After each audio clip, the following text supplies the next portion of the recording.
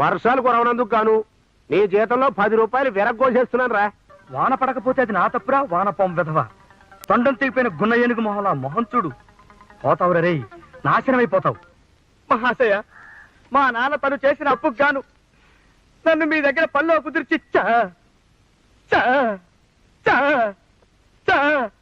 చచ్చాడు. పనిలో చేర్చుకున్నప్పుడు తమరు నెలకి 3000 రూపాయల జీతం ఇస్తానంటే మురిసిపోయాను. పాత బాకీలు వసూలు కానప్పుడు, పొలంలో పంట సరిగ్గా పండనప్పుడు, కొబ్బరికాయలు దిగుబడి తగ్గినప్పుడు, మీకు ఒంట్లో జబ్బు చేసినప్పుడు, మీకు జలుబు చేసినప్పుడు కొంత కోసుకుంటూ వచ్చి ప్రస్తుతం నాకు నెలకి 12 రూపాయల పావలా ఇస్తున్నారు. దాంతో ఏం తిన్ను బట్టి ఇది తమకు న్యాయమా మహాశయ?